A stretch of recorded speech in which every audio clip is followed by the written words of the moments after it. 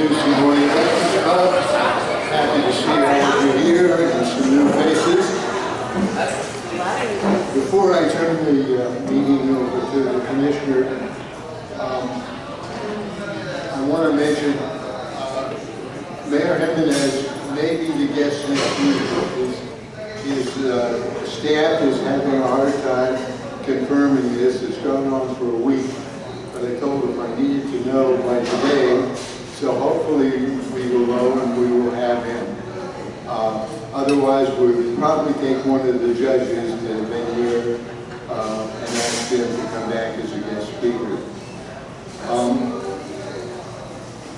One of the issues that came up when we had Kathy Brooks, the Assistant City Manager, presenting the light rail, was the problem that people felt was there with parking, eliminating all the parking on both sides of the street, on Washington Avenue and others. So we want to get Commissioner Gonzalez to weigh in on that one. And probably she will talk about the Convention Center Hotel and maybe Ocean Drive to roll back and all right, enough of me. Welcome, Kristen. Thank you very much for being here. Hey, good morning.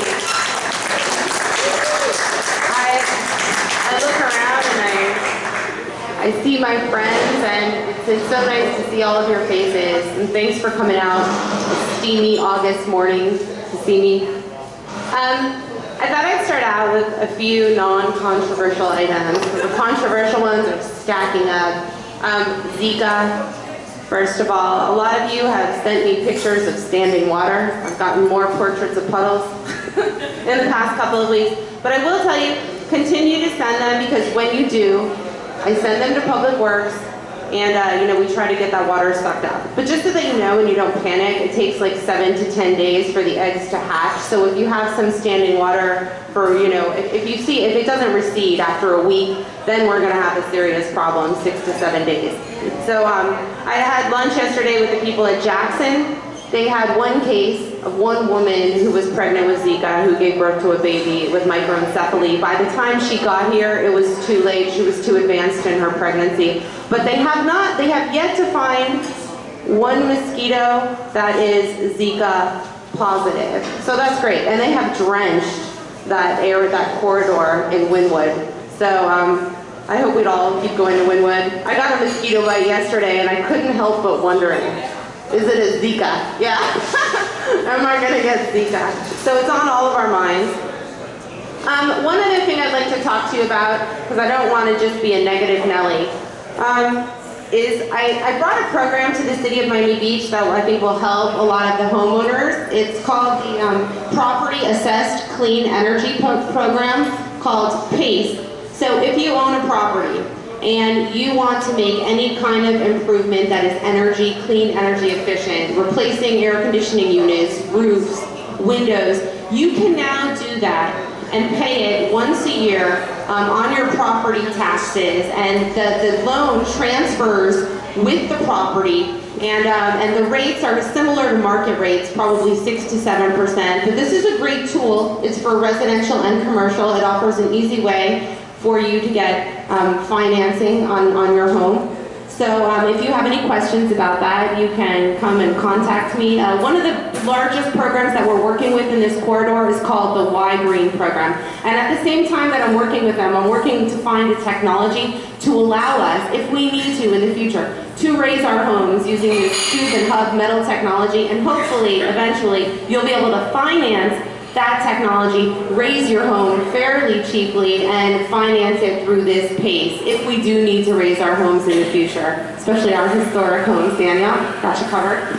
So, let's see. Some of the stuff going on in the city. Thought I'd talk about a few of our battles. Right now we're about to lose the South Beach local next year. The city has a program in place. We're going to replace it with these trolleys. A lot of people feel that the trolleys are not as comfortable, they're not as big, the access is not as easy. And I went to the county because the city of Miami Beach told me, well, the county is terminating our contract. Well, guess what? I went to the county and they said, oh no, we weren't terminating your circulator. That was the city of Miami Beach that wants to terminate your circulator. So I'm going to fight for the South Beach local because I know that a lot of people use it. They find it very comfortable. It's ADA accessible. And I'm going to be working on that for those of you who use it. Also, it's partly financed by the county, and the trolleys are going to be paid for by taxpayers, by you. So while we get, I think we get $2.8 million in financing from the county for the South Beach local, we're getting zero for the trolleys. So I really think it's important to keep our local circular. Let's see, stormwater. I wanted to talk to you a little bit about the stormwater program. A lot of you, John, I see you over there, in Flamingo Park are very upset. There's a lot of standing water in Flamingo. Flamingo is a neighborhood that has been, you know, that has been neglected, I would believe. They got GEO bond money how many years ago? 15 years ago? 20 years? It still hasn't been spent. But I will tell you that they're going to dig up your neighborhood and you're going to be miserable in about 2 years, for the next 2 years, as they dig it up. And we're doing these infrastructure programs across the city. I will tell you, we're spending a lot of money. We're about to finance the next $100 million in stormwater funding. You will be paying this on your stormwater bill, on your water bill. Your water bill is probably going to increase about $20 per month. I don't know how else to finance this. I think our water bills are more expensive than any place else in the entire Miami-Dade County. So I'm trying to work on, there's no other way to finance this work, and it's simple infrastructure work. The next neighborhood that we're going to be doing, though, is the Lagorce neighborhood, and the way that we've been figuring out how to address the stormwater is we look at the danger of flooding and which zones are in the lowest lying areas. Because I had a question. It seemed to me that if you were in a high socioeconomic status area, your area was being redone, your streets were being fixed. But that's not it, because a lot of the islands, but it just so happened that there was no correlation between rich and poor and getting immediate attention. It really was a question of elevations. Okay. Another project that we're doing soon is also the Venetian Causeway. That will be closing soon enough, but also Indian Creek. That's going to be a little uncomfortable for those of you up there in Collins Avenue. We're going to be starting that work. We're going to be building a seawall. This is very difficult for all of us because we are used to the beautiful aesthetics of our city. We're used to driving around and the water is part of who we are. We see these beautiful water views, and you might begin to see concrete walls. Now, if it was up to me, I would do these projects, I don't know, I would wait and see if there was a different way to do these projects more aesthetically pleasing. But we are forging ahead. We got half the money from the state, and we will now see a concrete wall rise along Indian Creek, and I just hope that it's not going to be too ugly. I think we're going to try to mask it with some green, but this is the future, and this is what we're facing. So people contact me all day long about problems that they're having. Big box stores along Alton Road. People are upset about that huge project at 17th and Alton that kind of slipped through. And all I can say is that right now we have a commission that kind of functions in a slate environment. They have appointed to these boards we have pro-development people on all of these boards. And the result is that many times you guys are not heard. I had some seniors from Tower 41 come to me and say, will you come to the planning board meeting and speak out about this project across the street from us? We don't want it. We've had that parking lot there forever. And when I went there, I realized that nobody was listening to them. Nobody was listening to me. The only person in the room they were listening to was a lobbyist named Neeson Kasdan. The whole thing had been figured out well in advance, and it really disturbed me because it's just not fair. And there's so many injustices in government. And honestly, they're not gonna have to live with that huge project there. And the gavel came down and the decision was made. And I realized at that point in time that we need to change these boards. The planning board, the historic preservation board, the design review board, because what's happening is we're getting the big box stores. We're getting these projects we don't want across the city. And when residents show up to complain, our voices are not heard. Mark Needle and his group at Flamingo Park came up with a very simple resolution called the Residents' Right to be Heard. And actually, Mark Samuelian was part of writing that legislation. And what happened? It was referred to the nobody wanted to vote for it, to put it on the ballot so that residents would have as many rights as lawyers and these lobbyists that come in. It's in neighborhoods committee. I don't know if it will die a slow death there, Mark, but I'm committed to seeing if we could somehow get it on the ballot and have residents, give residents more rights, because so many people are disgruntled right now. Daniel and his group, every single day we see another home being demolished. And then we see one of the commissioners, Commissioner Malakoff, has dedicated herself to creating this zoning with these accelerated flood elevations that really do make it difficult to renovate your home or raise your home. And every time she does it, I wince, because I think that it's being done too quickly. I think that once this legislation is enacted, it's going to make it very difficult for people to renovate their homes in any capacity. And I feel like my voice is, they do hear my voice, they just don't vote for anything that I propose. We're getting another Marriott residence in on 71st Street. I'll tell you a story about this. The developer came up to me and she showed me the two proposals. She showed me what she could do with the height increase, and she told me what she could do without the height increase. And she said, look how ugly it is without this height increase. And I said, well, that's the whole point. You're not supposed to get this height increase because nobody wants your Marriott residence in on 71st Street at the corner there. She got it. It was a 6-1 vote. So this is kind of what we're facing every single day. It's very depressing. There's a fire station that's being imposed on the people of Flamingo Park. They don't want it. They went to the commission. They said, please, don't build this huge parking lot and fire station in the center of our park. And that's another battle that I'm fighting. So we're fighting the height increases with Daniel and his petitions.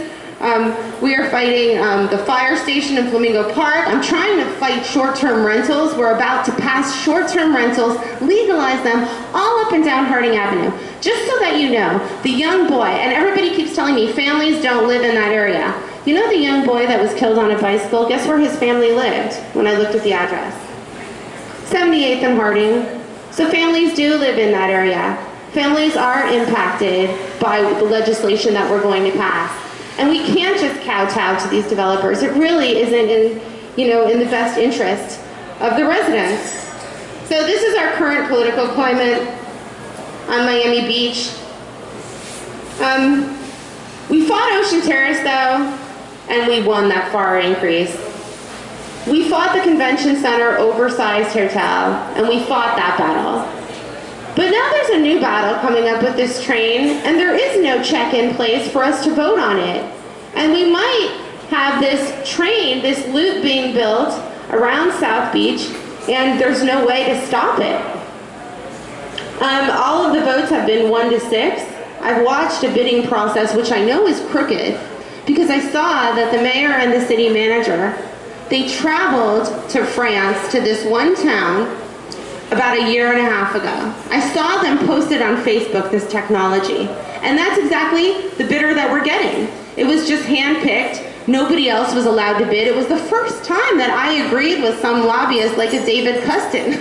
I found myself nodding my head and saying it's not fair. We didn't have the opportunity to buy American. We didn't have the opportunity to negotiate on price. We just decided to go with this one company, and now we're at their beck and call. And not only are we forcing, not only are we going to be forced to use this technology, but if this system in the future is going to be compatible with anyone at all, they would have to use that technology. And guess what? The city of Miami and Miami-Dade County, they're probably going to buy American. I don't think they're buying French. So you know what that means? We're going to invest $400 million of our taxpayer money, and they don't know how to finance it, but they're thinking about taxing this neighborhood right here, which would then they'd be taxed for it, and then be paid to ride this loop that's going to go from 5th Street up to 17th Street. So this is a serious problem, and what we've seen is what we've seen before with many of these controversial issues. People are coming together, they are emailing me. We have Robert Lansburgh here who came to the commission to speak out against the train, and guess what happened? Robert? He waited 4 hours. He got up at the end of the meeting and he came to the podium and he tried to speak, and the gavel came down and the mayor said, sorry, we can't hear you. Well, guess what? That's a violation of our charter because it clearly states in the City of Miami Beach Charter that residents have the right to be heard. And I'm going to be committed to making sure that all of you have the right to be heard. And if the mayor is going to bully the residents, then I'm going to bully the mayor. And it's not in my nature to be a bully. I have to tell you, sometimes the things that I have to say or do to get him to apologize for something that he's done, I find despicable. And the fact that I have to have this battle and this negative energy, I find disconcerting. This past week, just so that you know, they were closing the cafeteria in North Beach, the Stella Maris Senior Cafeteria. And we needed emergency $8,000 in funding. And the manager has a discretionary ability up to $50,000 he could have helped until September when we figured out a solution to this senior cafeteria. And the mayor has his One Miami Beach Foundation, which he stood up on the dais and he said he would help the seniors. But when the seniors needed him, he wasn't there. I had to scrap. I had to go to the tow companies. Whatever, we'll figure that out when we renegotiate their contract. But for the time being, the people who paid for our seniors to eat was Beach Towing, Tremont Towing, and one developer, a guy named David Martin, who's developing up there on 88th Street. Now, I hated to go to the developers because I think that the City of Miami Beach could have found the $8,000 to keep that center open through September. It's very upsetting to me.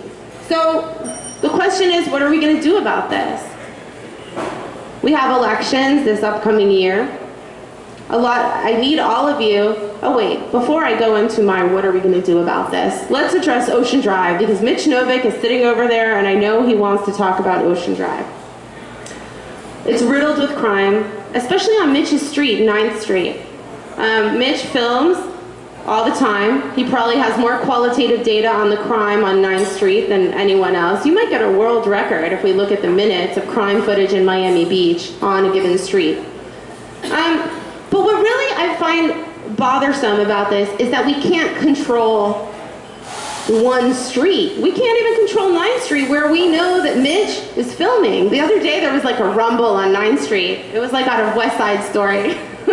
Mitch has it all on film, the rumble. I was reading Jane Jacobs the other day, Jane Jacobs, and you know, she talks about the north end of Boston. She is a longtime city planner, and she talks about the north end of Boston, which everybody thought was going to be riddled with crime, but there were a lot of eyes on the street, stakeholders, people who were watching what was happening, and the crime rate was very low. I think what's going on Ocean Drive, even though we've increased police, we now have code compliance. They're doing their best to keep things in code. What we don't have are eyes on the street because it's a series of hotels and the people staying in those hotels are not stakeholders. There's a few condos, but the majority of hotels, so they're not policing their own streets. So maybe we do have to, at first, I thought that this was just a policing issue. I thought that, you know, if we increase the police presence and we make sure that code compliance, you know, begins to really crack down and issue the violations so we could solve the problem. But the more and more I think about it, and let me tell you, this is a very difficult decision for me because when nobody at all wanted to donate to my campaign in the last election, some of the guys from Ocean Drive, the one, you know, what bothers me the most is one of the guys who I really want to be able to shut down, he donated to me. So, and this is what politicians face. I'm telling you the God's honest truth. So he has about 15 restaurants on Ocean Drive, and right now we've cut back the amount of sidewalk cafes 50%. And you know what? We might have to revoke all of the sidewalk cafe permits in the interim. My only worry is that if there's still not going to be any eyes on the streets. We're still going to have this element. And even if we change the liquor laws until 2 a.m., People are just going to be drinking inside until 2 a.m. and then they're going to wander over to other areas of the city.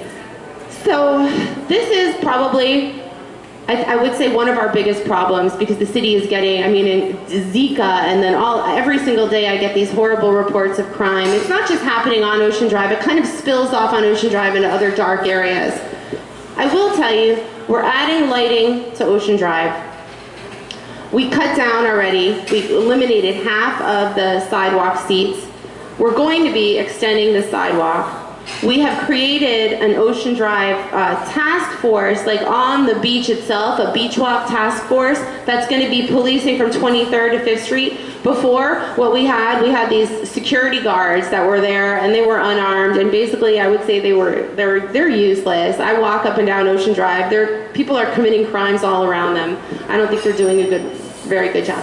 So we have this new police force on Ocean Drive. We are now bringing the park rangers into Loomis Park. Hopefully that will help with the homeless population. We're considering zoning changes. The mayor would like to definitely close all the businesses at 2 a.m., but I don't even know if that's enough. I don't think that's going to fix anything. I think we need to make some sort of massive sweeping change. That's very difficult. I would hate to put anybody out of business. I was talking to David Wallach from Mangoes, and he told me his story about when he was first opening Mangoes. It used to be an adult living facility, ACL, or I don't know what the acronym is exactly. But he told me that he put the seniors to work 2 weeks before he opened Mangoes, cutting mangoes, cutting and freezing mangoes. So when you hear stories like this, you say, gosh, I don't want to put this man who's been there for so many years out of business, but he is going to have to follow new laws, unfortunately, and we're going to have to speak to the people who own these cafes on Ocean Drive, and this was probably one of my most difficult decisions. So we're fighting the train. We've got this huge issue with the trolleys. The Convention Center Hotel, we sent out a survey. Did anybody get the survey or participate in the Ocean Drive survey? Okay, that's kind of stopped right now. And people are exploring different places, but the fact of the matter is that it's going to be very difficult to ever get to the 60% supermajority, which I don't mind that much. We need more checks and balances. I wish we had some sort of checks and balances with this train, because we don't. And if the commission votes to keep this train, you are going to get this train no matter what we do, unless we really put together a united front as a community and we come and say, stop the train. There's so many good things we can say about this train. So that's pretty much what I came here to tell you this morning, a little bit about what I deal with and what I'm working on every day. I saw my friend Michael Góngora walk in the door. He's running for state senate.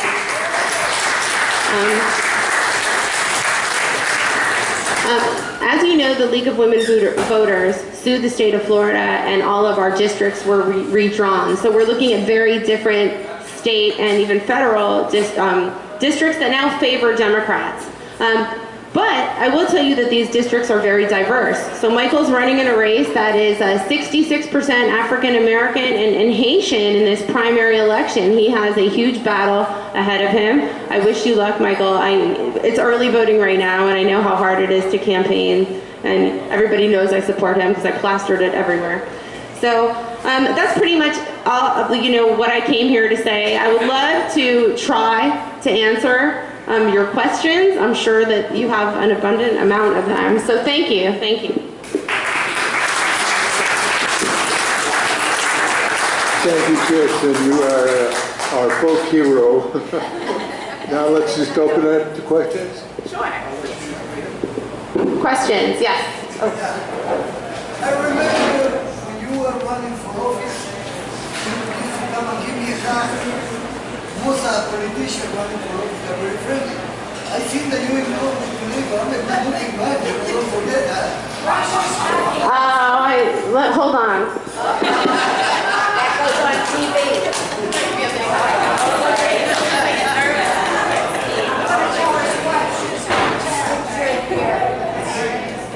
Anyway, you rightfully have mentioned the many problems that we have in Miami, and indeed, we have a very severe problem. And being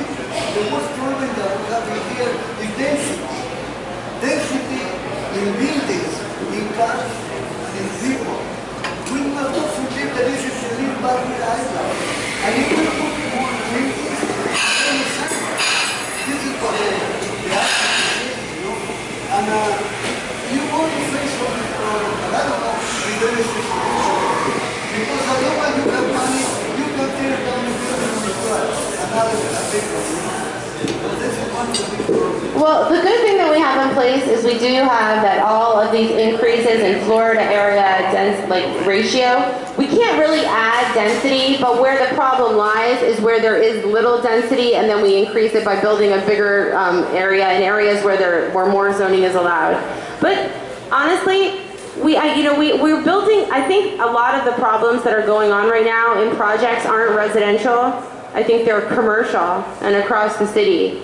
We have these bars because people now don't want to go out in our entertainment district. All of those people are wandering over to West Avenue and Alton Road, and that area is becoming our new entertainment district, though it's not supposed to be our entertainment district. So a lot of residents are very disgruntled. And honestly, that huge project at 17th and Alton, that's already a failed intersection. Can you imagine? And I love Trader Joe's. Okay, so I was so disappointed. But I went to the planning board meeting and nobody sat there and said, look, we're having a huge supermarket that's going to attract thousands of people at an already failed intersection. What they've done is they've redirected the traffic onto West Avenue, and that's going to be a nightmare for a lot of the residents on West Avenue. I'm not looking forward to hearing those complaints, and I think it's too far gone. That project has been approved. First, I want to commend you and thank you for being one of the very few government officials who arrive early, let alone on time. That's appreciated. When Manny Bauer ran for mayor, she said she was going to get the cops out of their cars and on their feet on the street. And a lot of us really like that idea because that will right there stop a lot of the crime that's going on. If the cop knows that gentleman right there has a family, he's got kids, and you know that cop, it's going to create a whole different dynamic. So I think we need to get more police, spend our money on that, put them on those little righty bike things, and put them out there. I like the idea of closing it down at 2 a.m., but you are correct, it's going to just direct other areas are going to be getting 5 a.m. and now the whole city is going to fall apart at those hours. The other thing on the train, again, I think this is a fiasco that's being jammed down our throats. And one big glaring error on it, if they're going to force it down, is it stops at 5th, which as you say is a very failed intersection. And it's neglecting everybody south of 5th. We got all the seniors down there. They're not going to walk down 5th to take a train. Anyway, so what do you feel about this? The cops aren't on the streets. A few weeks ago, I decided to go down to Ocean Drive. I went to Fat Tuesdays. I bought a sippy cup. It costs $13.50, and then you can fill it with these really toxic, strong drinks.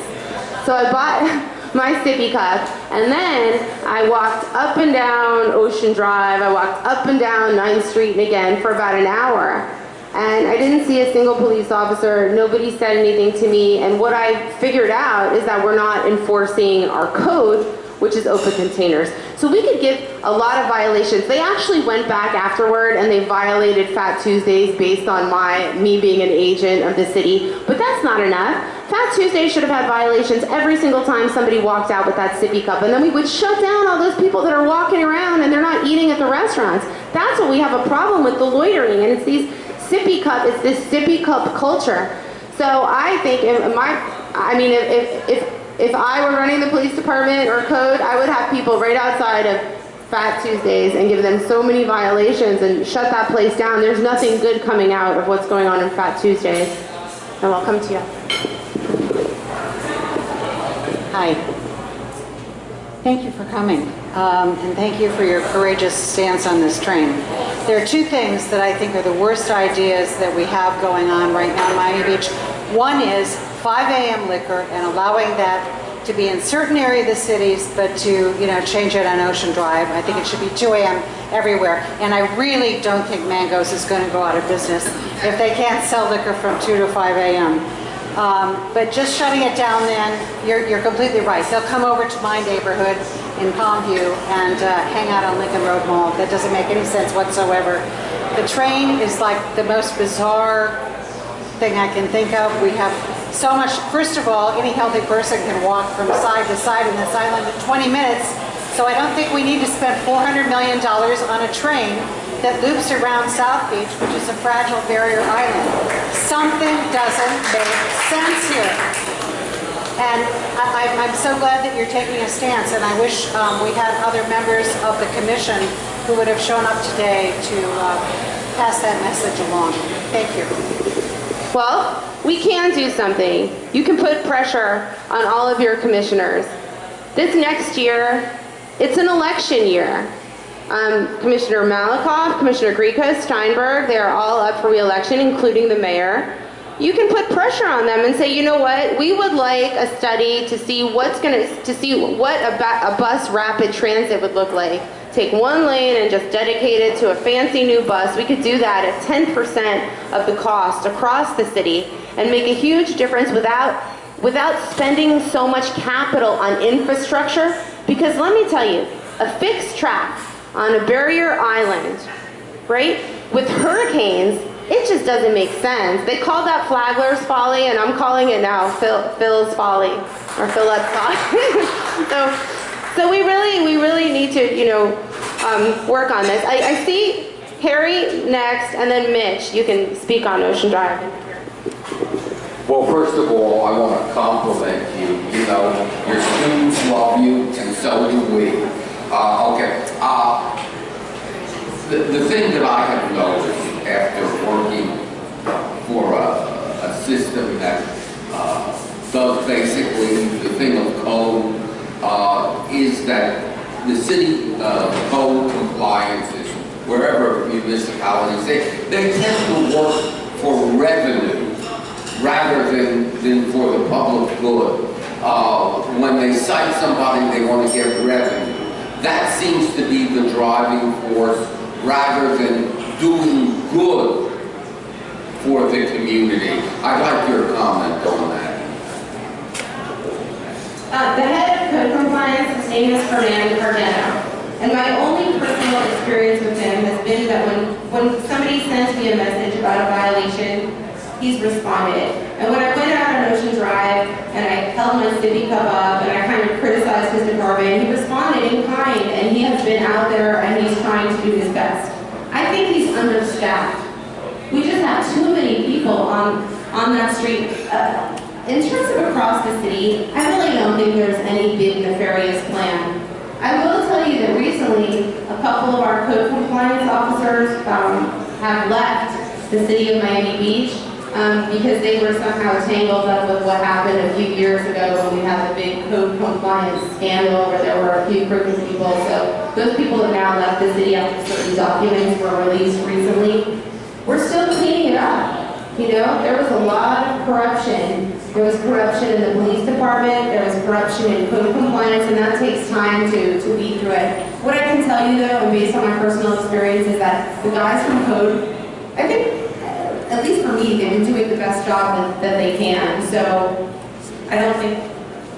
I'm not saying that they don't do as good a job within their parameters, but in other words, when there's no fines involved, when it's just going ahead and doing court cases that they may have to go outside, and it doesn't result in any revenue, that they, may have a problem.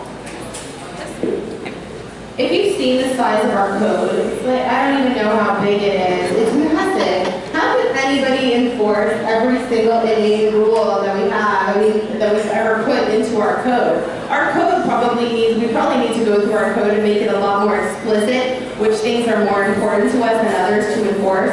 I don't think that's my policy decision though. It could be going through the code. I want to finish my dissertation before I attack the code, Karen. So. I didn't mean for that. It's a pretty big document. So we'll see, but if you have a specific complaint, I will definitely follow up on that and speak to the people in Hood and speak to our city manager about it. I'll discuss it after. Are there any more questions? Mitch.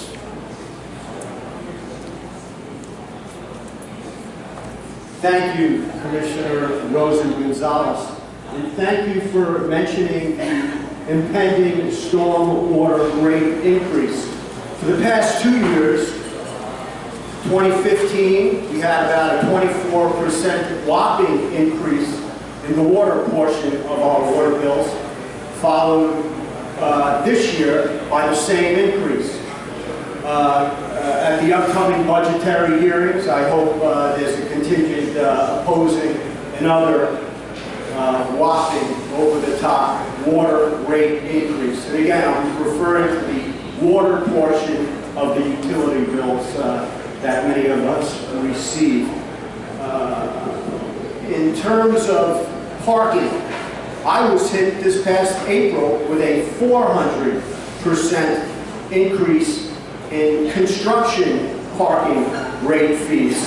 So you may recall last year there was a 100% increase in just vehicular parking throughout the city. I was hit with a 400% increase. I would praise those commissioners, much like David Dermer, who always opposed these types of increases when he was presented with them. Now to Ocean Drive. The problems that I experience on my street are all over. A couple of weeks ago, there was a shooting at the Pelican Hotel. These are things that the police, and for obvious reasons, don't want the public to hear about. This past Friday night, there was a stabbing on 3rd Street.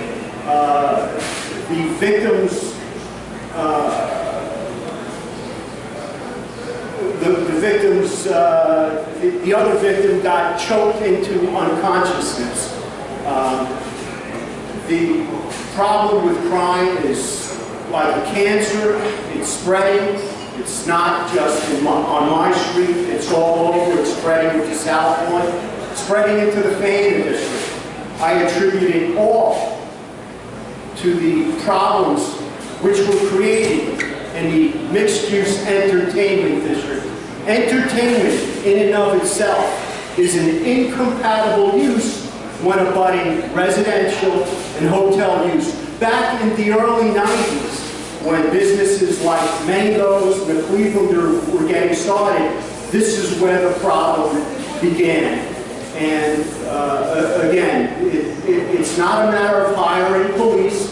I've seen millions and millions of dollars squandered of public taxpayer dollars on hiring police and creating task, police. What's the term I'm looking for? What is the question? All right. I'll gladly take your questions. Police procedures, looking for a word where they put these details together. For over a generation, it's never worked. I look at this commission, it's time for a commission not to be corrupted by these Ocean Drive special interests. As Kristen said, they make great campaign donations. They bundle funds to commissioners. We have a commissioner who's accepted tens of thousands of dollars from at least 16 businesses. I shouldn't say tens of thousands of dollars, thousands upon thousands of dollars. He's the chairman of the Neighborhoods Committee, and he did everything he could to stifle my input at the Neighborhoods Committee. Mitch, can we get to... Yes.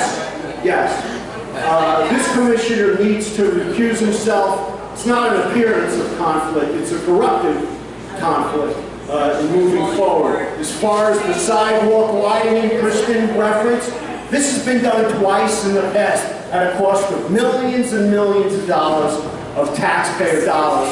It's not going to happen again. Lummis Park was one of the first gifts to the city of Miami Beach with a restrictive covenant that states there shall be no commercial intrusion into Lomas Park. Okay, folks, thank you. It's obvious you are a lone voice out there, and it's obvious. Really is not. I'm not talking about that. I'm talking about Kristen. I said, Kristen, it's obvious you are a lone voice out there on the commission. So I'm wondering, I think what you need, because all these people seem to be behind you. So why don't you and Robert Lansburgh, who would be an excellent choice, to head up a people's coalition and not just do the training, but do these 4 or 5 points that we're all vehemently against and make the voice heard at the commission. I think you really need to get organized because you aren't going to get anything done by yourself.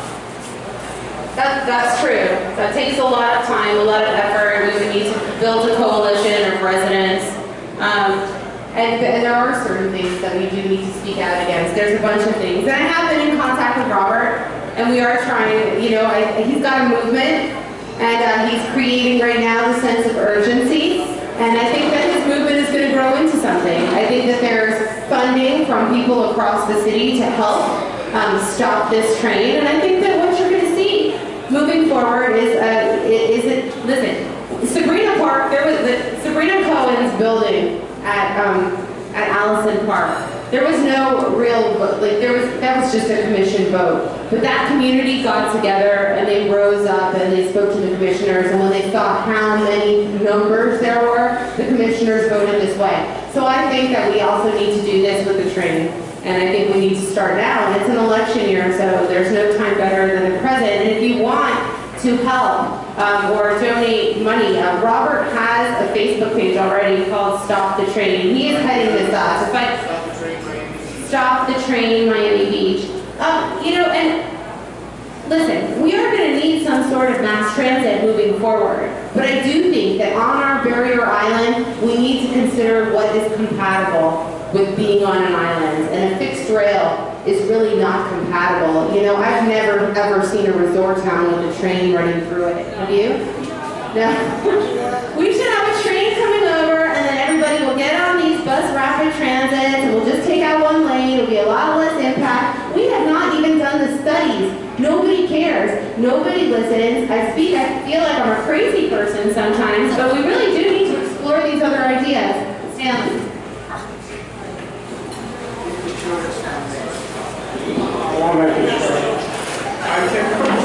I think you've done a fabulous job. I don't agree with you a lot of times, but I think you would do the community a service if you would pick 3 projects that deserve your attention, such as Ocean Drive, police protection, whatever it is. I think that you're surrounded by 2 great commissioners, Commissioner Greco and Commissioner Ariola. And I think they, in my estimation, do what they think is correct. We're going to have a mayor's election. If Hillary Clinton wins, we know we're going to lose the mayor, which means that you will have to appoint somebody for a term, which could be conceivably like before, just to fill the term and say they won't run for office. You're a big crowd here. You're the loyal opposition. I may not agree with you all the time, but if every commissioner had the enthusiasm you did, we would be better. But the major problem in Miami Beach is we grew too fast. When I came here, the Clevelander was the gateway to heaven. And then a lady came from Jamaica with her 2 sons, and the rest is history. We have grown too fast.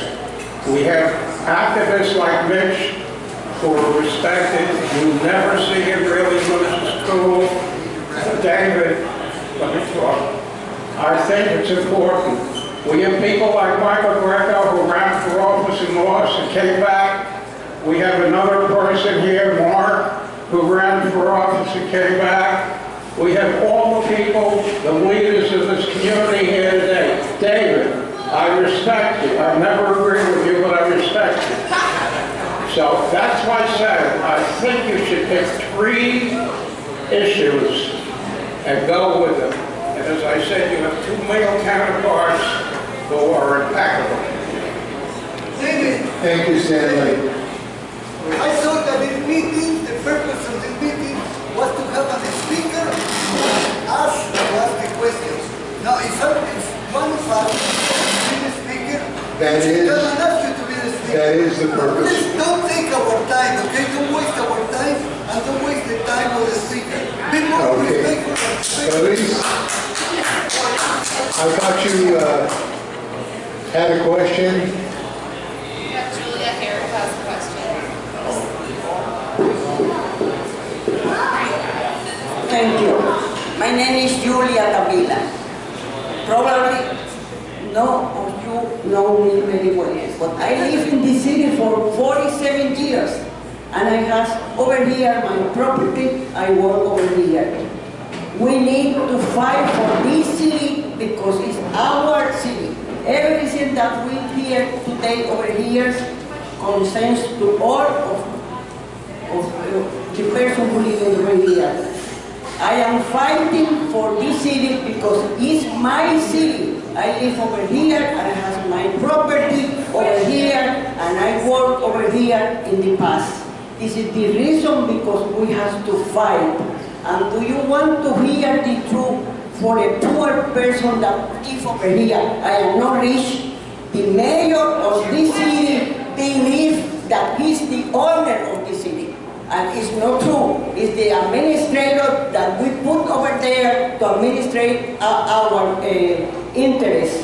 And all the commissioner has to work for the people, for us, because we are the people who put them over there to fight for us. Okay? We have to be very clear, very, very clear when we vote for somebody else. They are not there to make business for themselves. They are here for us, okay? We have to fight for this city because we're going to lose this city. It's very, dirty all the time. We need to fight for this city, believe me. Thank you. So we have Steve and then Lynette. One question. It's a forum for all of us to get and speak. It's good that you created this today because I think we needed to come together and talk about all the problems that have. Good morning, Steve Bubba Cohen. I actually have a question. First, do you know how many police officers the entire city of Miami Beach has serving our community from midnight to 8 a.m.? I don't know the exact number, but I know that it's not enough. I think there's like 8 in this district alone, so probably like 25 at one time. A few years ago, when I was investigating the police department for the Police Athletic League, there were 12 police officers serving from 88th Street all the way to the tip of South Beach. So before we start ramping up 100 police officers, do you know how many police officers worked before our current chief of police got here in 2014, worked off duty on Ocean Drive, that area, where we had 5 a.m. liquor, we didn't have the 35% increase in crime. Do you know how many police officers were working off duty in that area at places like Mango's, at places like the Clevelander? 38. Okay, so that's another problem. The chief has made it very expensive for the businesses to pay for police officers, and for some reason, the police officers don't want to work the off-duty because it's been stigmatized within the department, and that's the problem. None of them are working, and we don't have the presence that we did have before, and they're desperate. And when I did get up to say something, The off-duty cops, you know, because the cops were partying. I know. Everybody got nervous. The union was nervous about it, but we do have a problem because I wanted to open it up to cops across Miami-Dade County. If you really want to come and work on Ocean Drive and be an off-duty police officer, you can. But we don't. We have a few hand-picked cities that we work with, like Opa-locka and 2 other cities, and that's why we can't get police officers to work off-duty. And he said that normally the younger officers of the force, they're out patrolling at nights, and then the older officers, they're done with Ocean Drive. They don't want to do that duty, so we do have like a gap there. And one of the things that I would like to do, but I'm not the police chief, and it's very difficult for me to enact these types of policies, especially when I don't get a lot of support. I would like to encourage the off-duty police officers. Ocean Drive, the money is there. We just have not been able to hire the police officers because they don't want to work. So that's another problem. JP reminded me when I currently have a beef with our chief of police. This guy has come in and destroyed the morale of the police department, changed everything to his way. Ocean Drive, 3-4 years ago, was much better protected than it is now. You had police officers that wanted to work. JP reminded me, we had a police officer that was partying and drinking while doing the overtime duty, and the chief of police decided, let's pull all of our cops off of Ocean Drive. Let's make it so difficult for them to work overtime that none of them are going to do that. That needs to be addressed. And until that happens, Ocean Drive needs to stay the way it is. That's the economic engine of this city. I see Joan Liberty, I see Eli Cohen in the back, I see people that grew up here. I'm here 64 years. I've seen people that have been there their entire life. I see the Seagulls, okay, who've been here our entire life. The police department needs to address it. Thank you. So,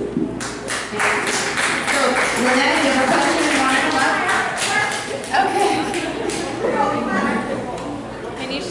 What percentage of the crime takes place from 2 a.m. to 5 a.m. versus from 8 p.m. to 2? I agree that Ocean Drive is the economic engine, and I agree with cutting it back to 2 a.m. But how does the crime map out over time segments? Because as the night goes on, people get more drunk. No, a lot of the crimes do take place in the early morning hours. But it's interesting, they're not necessarily taking place on Ocean Drive. There's like a spillover effect. People wander off of Ocean Drive, and there are, but you know what? I don't think that shutting it off arbitrarily at 2 a.m. when a lot of people do come here and our city is known, there has to be a happy medium and a compromise here where certain places will be allowed to operate until 5 a.m. and then we have to. So this is a complete paradigm change then for the city of Miami Beach. We would be moving toward, you don't think it is? But you're Why? Because it's gotten a lot worse. What we want is, it's a paradigm change because now we are living in a degraded era. It was not degraded before. Within the past 5 years, it's become disgusting. And it's destroying the brand. You think we need businesses there? We're losing. People look at that and they don't come back. The question is, if we do this 2 a.m. across the city, that's definitely going to change. I mean, we're going. You guys are okay with that? Yes. Everybody wants the 2 a.m. You know what? No? You know what I can wake it up is between 2 and 5 a.m. There's drunks down the street, 18 floors below, screaming and puking and fighting and having car accidents. My one problem is why has this become such a problem over the past 2 years? Now, Mitch is saying that it's been degrading since the 90s. I understand, Mitch. This has been a downhill, deterioration since the 90s. But why? 5 years ago, we weren't having this problem on Ocean Drive. 3 years ago, we weren't, but we were having it. How long have you guys been seeing this? Worse and worse and worse. It just keeps going. Now it's become a crisis situation.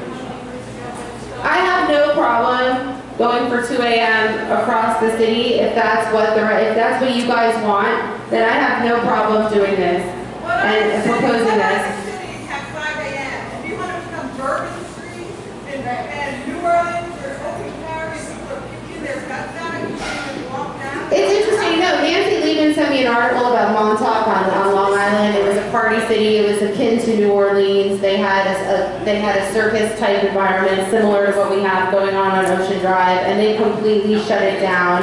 And now it's beginning a redevelopment, and they've shut down a lot of the crime. And I wouldn't be opposed to something drastic. I think we have to do something drastic. 2 a.m. is not drastic. That's not shutting it down. 2 a.m. is reasonable. How many, ask for a show of hands, please. How many people here are out after 2 a.m.? We're doing this straw ballot in December. I would support the 2 a.m. closing. I don't think it's going to change anything. I think we will close at 2 a.m. and we're going to continue to have the same problems, and we're going to increase. You think people won't come here for clubbing and within the 2 a.m. I wouldn't have a problem with 2 a.m. outside, but what about the clubs that are in the Fountain Blue that we're famous for? We have to realize that when people come to Miami Beach and they sponsor their conferences and things because we have because we have these certain entertainment laws. We cannot be we're South Beach. We cannot be completely drastic about this. We have to face this in several components. And we've made certain changes. If you guys would give us 6 months to allow the changes that we've made to take place, with the sidewalks, with the new police force that we've instigated, with the park rangers in Lewis Park, cracking down on code compliance, if we do not see a change, and an increase in off-duty, if we don't see a change making those changes, then I think we should do something drastic. Kristen, you say we're South Beach now. Excuse me, guys, I'm sorry. Schultz will suffer if we change from 5 to 2 a.m. We're a destination. California, Los Angeles is experiencing a renaissance that we should not believe. San Francisco is definitely a destination. Party time. They all close and have always closed at 2 a.m. They don't have any problems. It's just 3 little hours, but it's a big difference. But there's a large difference in the tax base that makes up Los Angeles, San Francisco, the city of New York. One comparison was Montauk, that has basically no full-year residences that need social support. We need revenue to support the people that live here. Unlike Montauk, which is filled with $10 million houses, where each of them get a $300,000 property tax bill every year, and they're there for maybe 2-3 months a year, and don't use any of the services that are offered by a traditional municipality. You have to draw a stark contrast between those cities. No, I said Los Angeles could. I understand. Someone else mentioned Montauk. Do you own a business, a club on South Beach? I just want to understand right now. I don't own a business on Ocean Drive. I think it's disgusting. I wouldn't be caught dead on Ocean Drive after 8 o'clock. But the city of Miami Beach has no revenue drivers. What industry do we have? Exactly. We have tourism, and that's it. And even though you may want to wish that we had other industries that created tax revenues, we don't. And we have to live with that fact. We have to drastically reform Ocean Drive, and whether changing that from a 5 a.m. closing time to a 2 a.m. closing time is the answer, I personally don't think so. It may be part of an overall reform. People are still going to come. They're going to leave. They're going to leave the nightclubs at 2 a.m. and be puking all over your streets at 2 a.m. Would you rather be woken up at 2 a.m. because someone's puking on your front door, or would you rather 3 more hours of sleep? I would rather be woken up at 5 a.m. To be quite honest.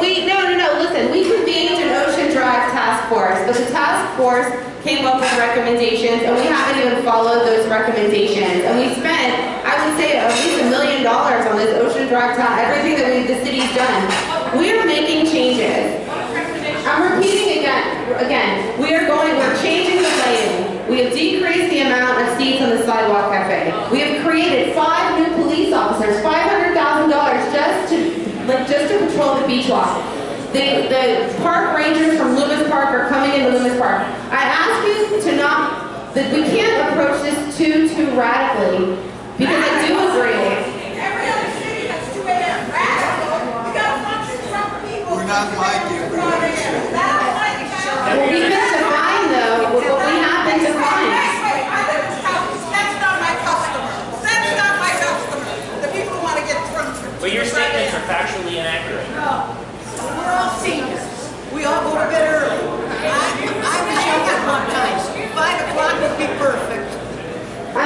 asking everybody to be patient and allow our changes to take hold.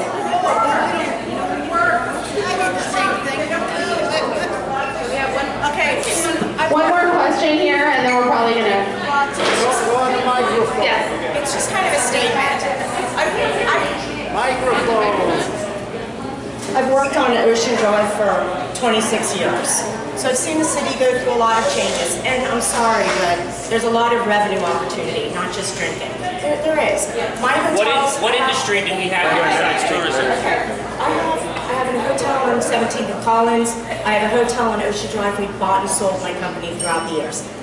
Nobody wants to come here because people are. The Ocean Drive is what is. It's defining our reputation. And so nobody wants to make change because it might affect some, it might not affect some, but inevitably, it's got to change. What would you recommend? We need to get these. Well, first of all, I think noise is a huge issue. I don't think that noise gets addressed. Let's take Ocean Drive as an example. How do you fill hotels on Ocean Drive with bars till 5 in the morning with nice, normal people who are going to go out and really speak nicely about our city, come in and shop in our, shop at our shops, eat at our restaurants. You have people right now because the clubs are open on Ocean Drive who are just there for degradation. That's all it is. Nobody wants to stay in these hotels on Ocean Drive. They don't like it. I talk to customers every day. I'm in sales and marketing. It's an absolute sham that Ocean Drive needs to stay open until 5 in the morning. It's a sham. Close the hotels and turn them all into like multi-level cabana club bars, and that's it. We'll lose the hotel revenue source. I'm being facetious, I'm not serious. However, you can't expect hotel guests to come stay on Ocean Drive. You can't expect it. I'm not speaking for all over Miami Beach. I'm not speaking for Live or the Fontainebleau. I'm not speaking for any of that. But I can say as a hotel on Ocean Drive, what is going on is defining our city. And it's got to stop, and change has to be made. If going till 2 in the morning is part of it, take the chance and do it. Because right now we're losing, and that's it. Just so that you know, we've been working on the noise ordinance. Mitch and I put it on the agenda a few times, and we really didn't get where we needed to go with the noise ordinance. But right now, I believe it's going before land use committee. So I think we're actually going to see a change. And if we do enforce noise, I think that will go a long way. When you drive up and down Ocean Drive, part of the problem is this music just blasting on the street, and that creates a part of this environment too. You are right. So we're going to add noise onto what we're doing. Nobody wants Ocean Drive to be in the state it's currently in. Not a single person in this room. But we need to work together so that we can all, find a good solution. And we're trying. I don't think we can snap our fingers. Even if we shut the whole thing down. I mean, shutting all the sidewalk cafes down. Revoking permits. The city can only go so far. We're really cracked down on code compliance.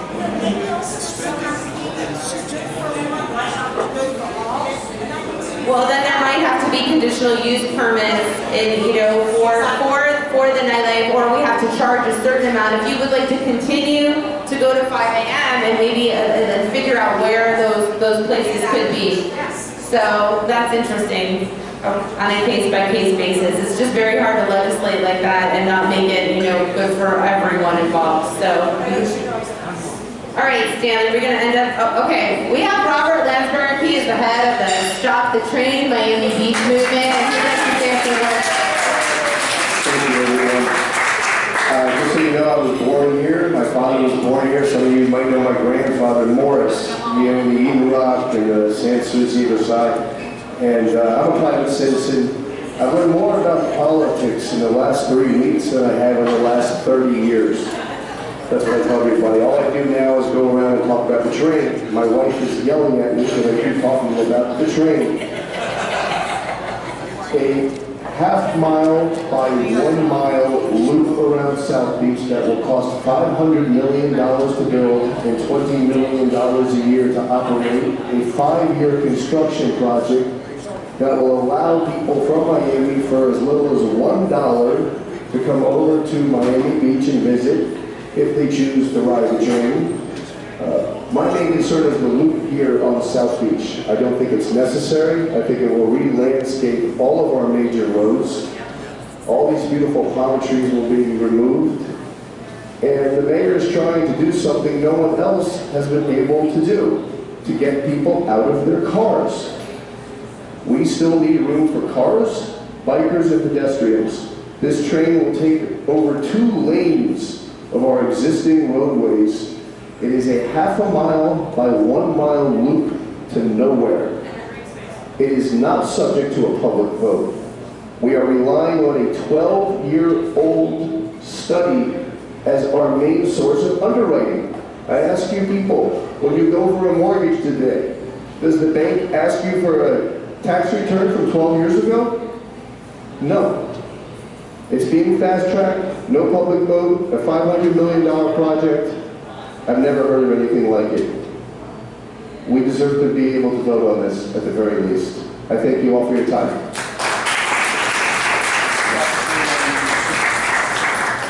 Yeah, maybe proposing some sort of legislation that if the city is going to make a capital improvement over a certain amount of money, over $100 million, it has to go to a vote, because this is kind of an abuse of political power in the entire train stuff. So, thank you all. I think we're gonna wrap up for this morning. I want to thank all of you for coming. It was a great community forum. I think a lot of us voiced our opinions. Thanks for coming out to support me. Okay, thank you.